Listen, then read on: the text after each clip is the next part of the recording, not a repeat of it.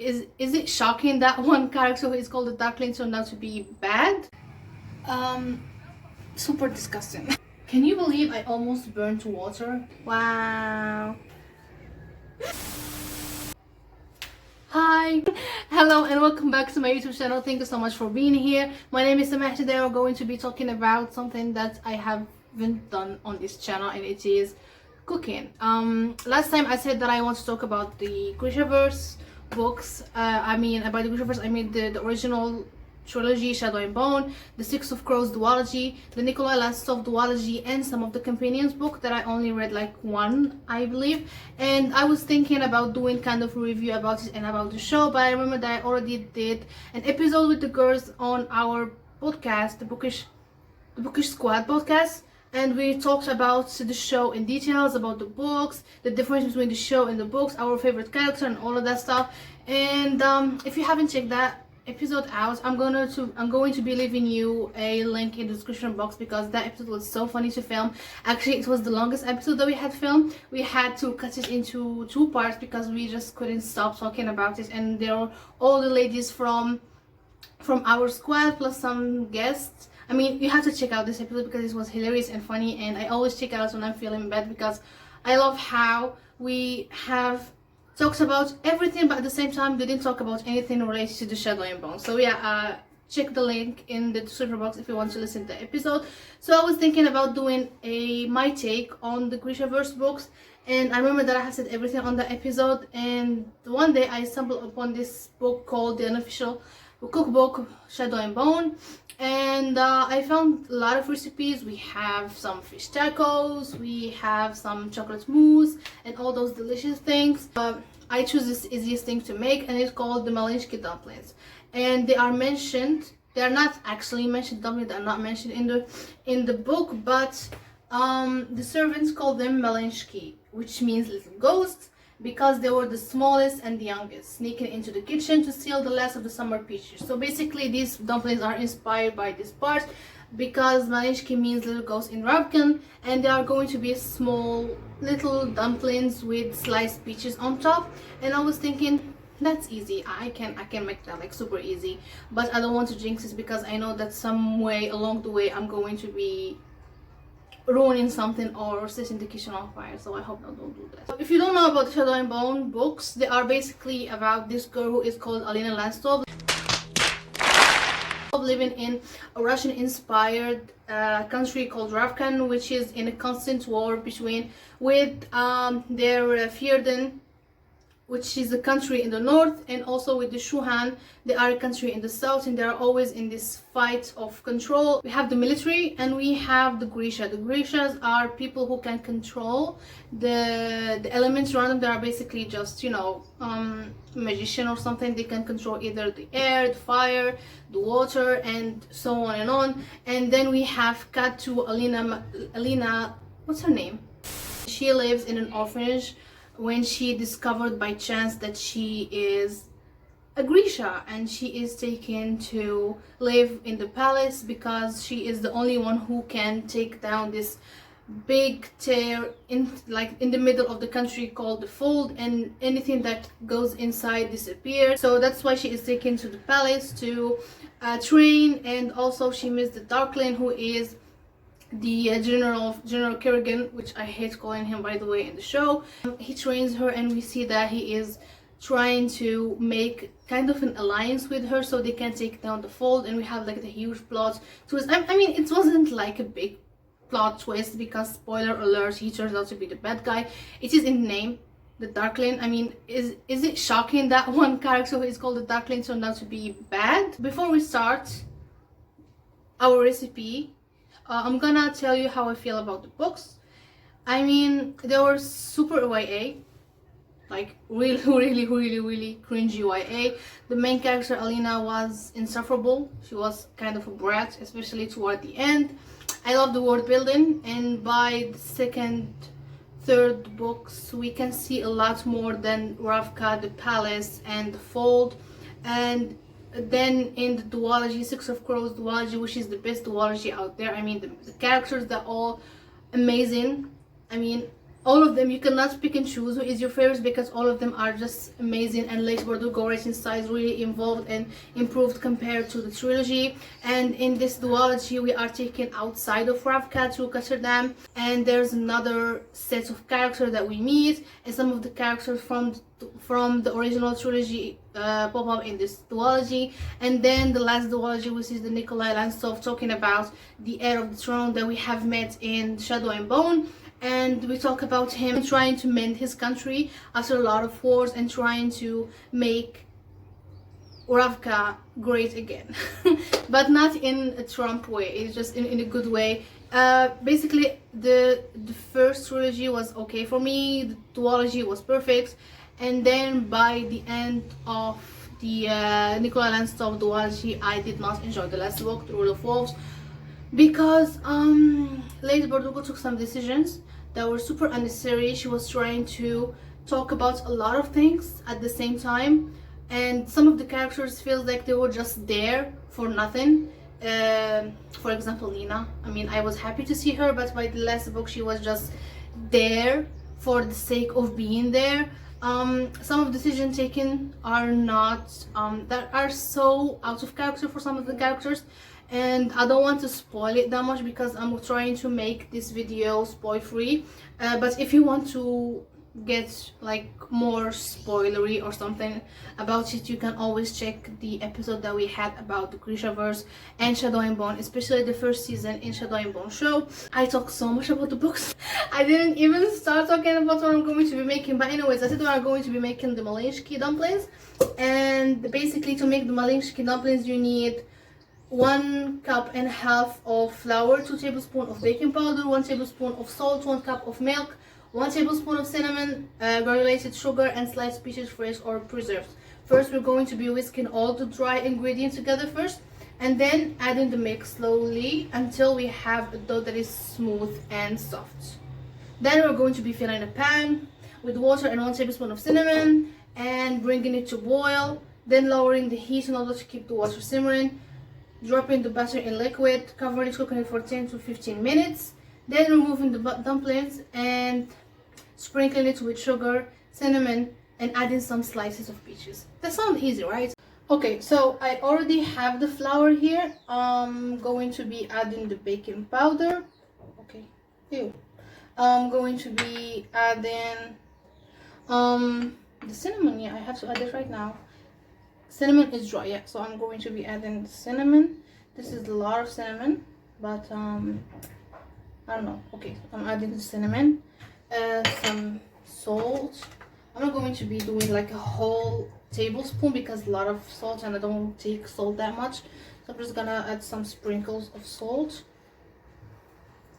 Okay, and baking powder for this. I'm going to be whisking it, so let's whisk it basically. Okay, while I'm whisking this, which is not like a hard task basically, I just wanted to point out something that a lot of people when I was reading the Shadow and Bone told me that to be wary, because Alina was very YA and she was written in a time when YA protagonists were like a cutting cookie, like you cannot add something. And for example, reading the Hunger Games, Divergent, and all that stuff, there was like one type of protagonist that you have, and Alina checks every box in that category. She was whiny, she was annoying, she was not like the other girls, you know. And when she has like the fate of the world on her shoulders, she was choosing not to do it, which is fine, acceptable, because she was 16, 17 years old. She was super young and she finds herself in the center of all the attentions. But some of the decisions that she chose, and especially her falling for the Darkling, was so fast and not like developed good in the books, because she was always talking about how the Darkling has seduced her or done something grand and major, so just to get her and just to get in her mind. But when you are reading it, I'm talking as an adult about reading these books, you can see that he was doing less than the bare minimum, and she was just, I mean, I understand she was lonely, she grew up without family, she needed some moral support and all that stuff, and also she was in love with her best friend who actually didn't realize that she is a girl until so late in the books. And yeah, so it wasn't that grand actually, and he did nothing to seduce her and just all that grand gesture that she was saying that he has done.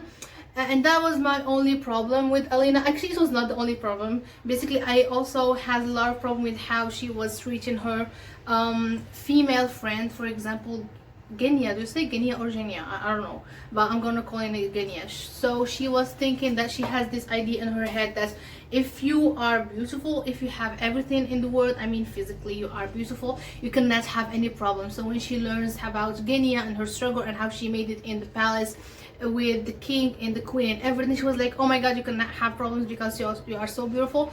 And that is so misogynist. And also how she was treating Zoya, because just because she was beautiful and she was having these walls around her, because we don't know Zoya's story until the Nikolai Lanstov duology, which is like so later in the Grishaverse books.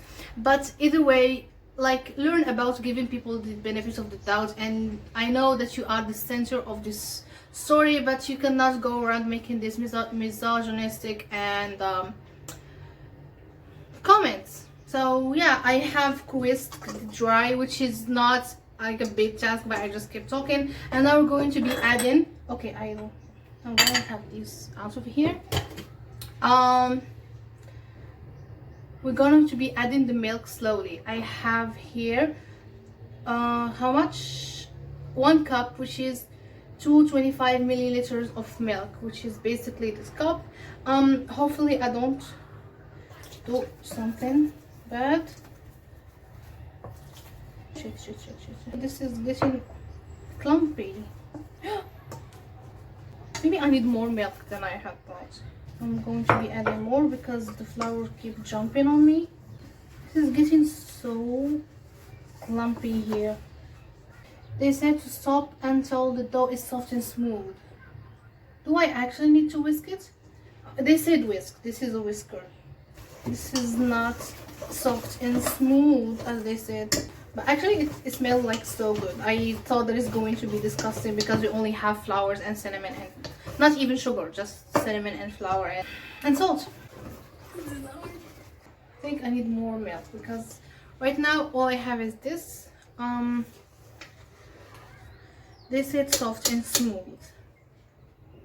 I think I'm gonna add, I'm gonna bring some milk. Hold on. Okay, I have brought some milk, and I also I filled the pan with water, and I'll bring it to boil. It's not even boiling, it's gonna take some time, so I'm gonna add some of the milk.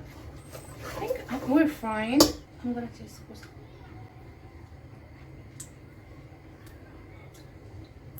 There's so much cinnamon in it. Now we have something like this. This is what I have right now. It is not soft and smooth. I don't know if this is the consistency they were asking for, but I'm gonna add milk. Like, when it does, add milk. Just make it a little bit smooth and smoother. Do we say smoother or more smooth? I think we say smoother. I hope that it is not more liquidy, because they said that we had the dough soft and smooth, and this is not dough. This is it's like a pancake batter or something. So while we wait for the water to boil, let's talk about the book. So we said that I had a lot of issues with the main character Alina, which is, I mean, it's like, it's normal basically, because the books are so old. Not that old, but they were written in during an era where it was like super okay to write main protagonists, especially young adult protagonists, that way. Another thing that I didn't like was how people were excusing the Darkling's action, because we know that Darkling is more than 1,000 years old, and Alina was 16, and he was just basically grooming her. Let's call things the way they are, because he was basically grooming her. And also, I don't see any logic in why he was doing what he was doing, beside the fact that he was just a villain without any layers and stuff. The main trilogy was like in overall like a 3.5 stars. The last book was kind of redeemable, but I didn't like the end. The power of friendship, yeah. Now we move to the best duology in the world, and she's the Six of Crows duology. I love that duology because it has everything I wanted: little romance, great world building, characters that are morally gray and you have to root for them, but you cannot root for them because they are not falling under the moral compass of a lot of people. This book takes place 1 year after the event of the last book of the Grecian Verse trilogy, and we are taking outside of Ravka into Katterdam. Katterdam is this city that is ruled by money. I mean, basically, if you have money, you actually have more power in the island. And now we meet Kaz, who owns a club there, and he is trying, I mean, there's like a suicide mission to retrieve something in Fierden, which is the country that sits in the northern border of Ravka. And to make this task, he has to collect a group of criminals. I love the duology. They were like not fast paced and not slow paced. I think my water is boiled. Wait, hold on. The water is ready, and now we are going to be adding, they said to add one, okay, I forgot to add cinnamon to the water. Wait, hold on. Okay, so my water is boiled. I added cinnamon. I think I added more cinnamon than needed, and now I'm gonna be adding they said 1 tablespoon into this, so I'm gonna need this one. I'm gonna start small.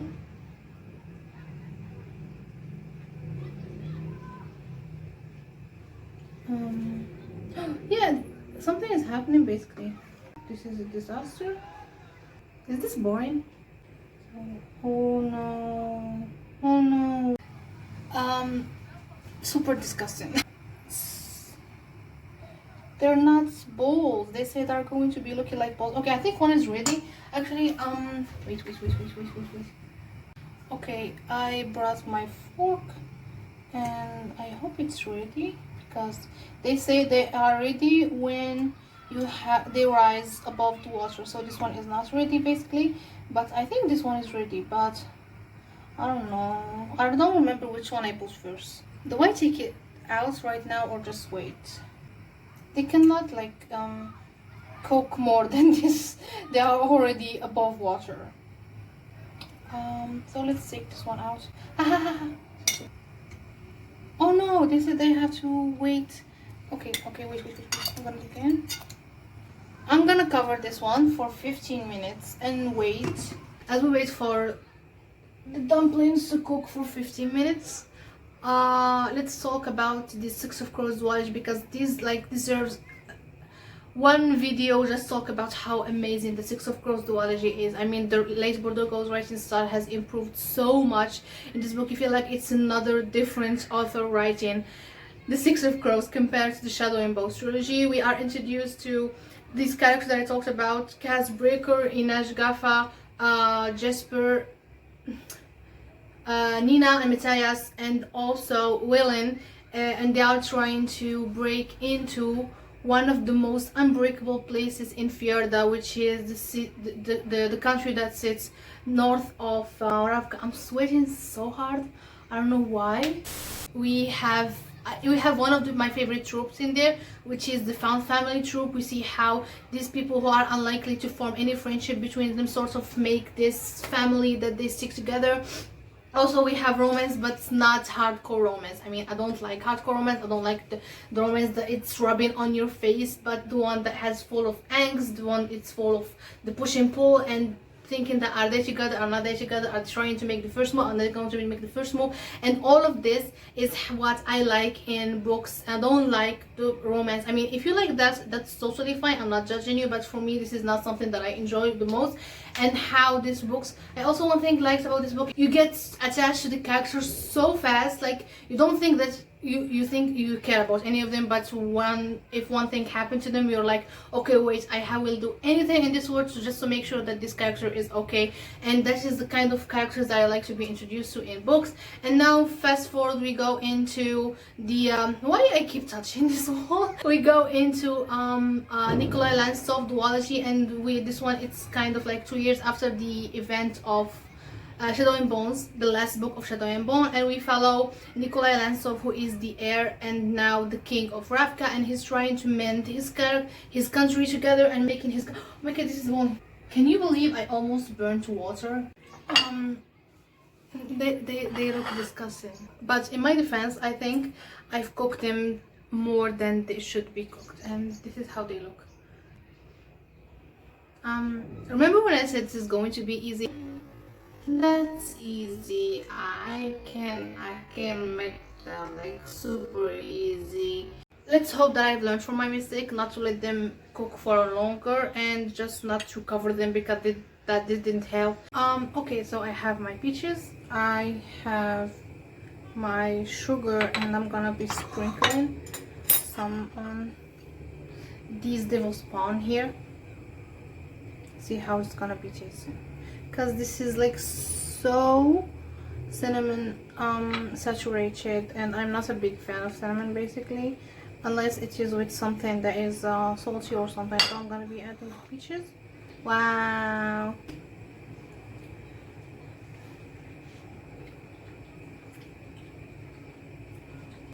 I mean, they're not that bad, but for someone who eats, like, I don't care about the taste, I like them.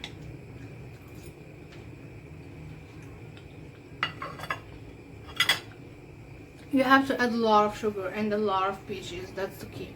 I still have a lot of batter and I don't know what to do with it. Why did I think this is going to be a great idea? I think you're not supposed to be putting a lot, and I was putting a lot, so that's why it was not working. But I'm not going to be forgetting about them, because I said that they should not be cooked for so long. They said 15 minutes, but that was a lie. So we add in sugar for this, a lot of sugar, because you cannot eat them without sugar. A lot of sugar. And so some peaches, and let's see how they taste. It's a lot of cinnamon. This is a lot of cinnamon. I wonder if my sister will want to try this one and get their review about it.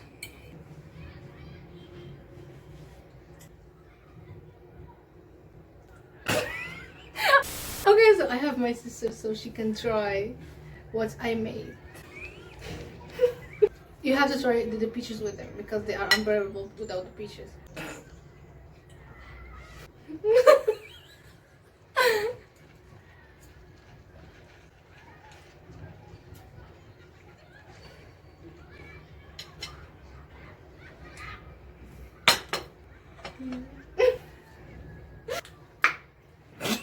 Nice.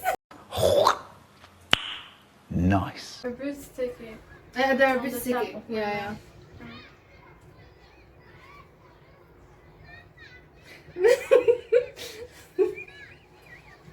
So that's it for this video. Thank you so much for being here. Thanks so much for watching this video. If you like this, don't forget to like, subscribe, comment on this video.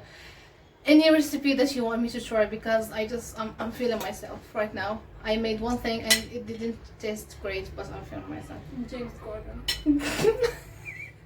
The Moroccan James Gordon. Jamie So yeah, thank you so much, and don't forget to follow me on my Instagram. Don't forget to follow my sister, even though she's just here for 2 seconds. But Main character. main character. She's still eating it. I don't care if you have food poisoning later on. Just eating the picture. Because they are from God. See you next time, and bye.